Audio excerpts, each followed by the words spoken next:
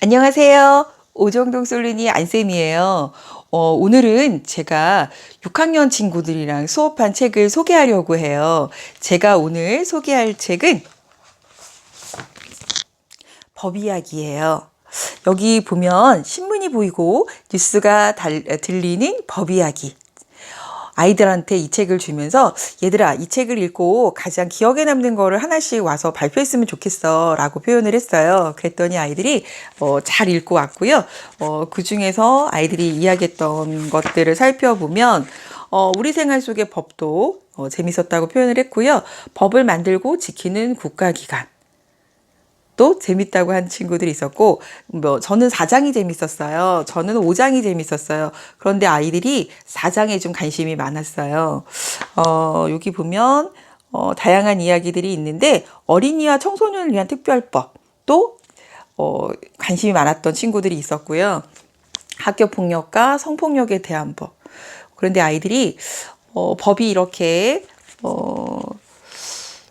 재밌다는 표현은 좀 그렇고요. 법을 알게 돼서 아이들이 많이 성장한 것 같다라는 표현을 했어요. 그래서 법과 도덕의 기준은 뭘까라고 물었어요. 그랬더니 법은 강제성이 있지만 도덕은 강제성이 없다.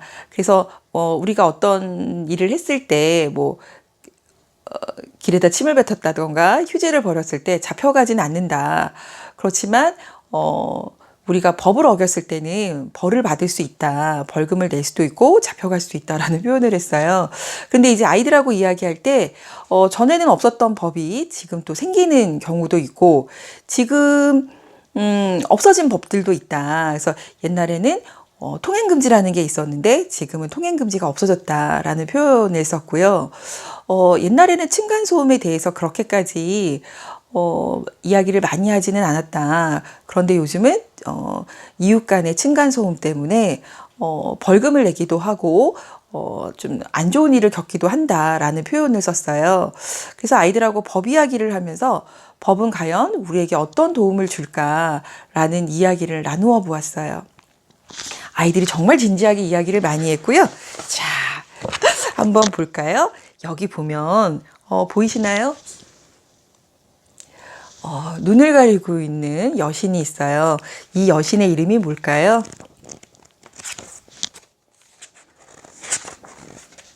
유스티티아. 정의의 여신이에요. 근데 정의의 여신이 뭘 들고 있어요? 한쪽에는 저울을 들고 있고요. 한쪽에는 칼을 들고 있어요. 근데 눈을 가리고 있어요. 아이들에게 물었어요. 왜 눈을 가리고 있을까? 그랬더니 아이들이 공정하게 하려고요. 라는 표현을 썼어요. 그래, 맞다. 법은 누군가에게는 착하고 누군가에게는 나쁘고 그러면 어떨까라고 했더니 그건 옳지 않대요. 그래서 아이들이 가장 기억에 남는 법이 뭐니? 그때 김영란법이라고 얘기해 줬어요. 그리고 얼마 전에 뉴스에서 많이 접한 윤창호법 이런 표현들을 써줬어요. 그래서 오늘은 아이들하고 글쓰기를 어린이 법전 만들기를 해봤어요.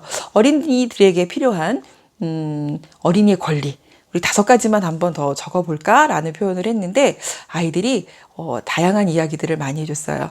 어린이들은 건강하게 자랄 권리가 있다. 어린이들은 공부할 권리가 있다. 그리고 어린이들은 게임할 권리가 있다. 또 이야기해줬고요. 어린이들은 맛있는 걸 먹을 권리가 있다.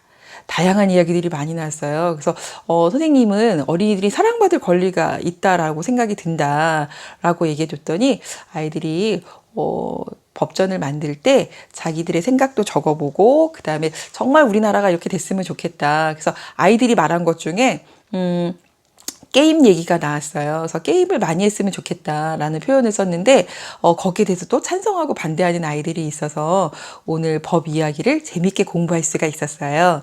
자, 오늘 제가 소개할 책은 6학년 아이들이랑 수업한 법 이야기. 조금 어렵다고 하는 친구들도 있었어요. 분량이 좀 많다고. 그런데 대부분 아이들이 잘 읽고 왔고 그리고 법에 대해서 관심이 많이 생겼다. 그래서 법 공부를 더 하고 싶다라는 친구들도 있어서 응원해주고 싶다고 얘기해 줬어요. 자, 오늘 오정동 안쌤이 소개하는 이야기는 법 이야기. 다음 시간에 또 재미있는 책을 가지고 소개해 드릴게요. 마치겠습니다.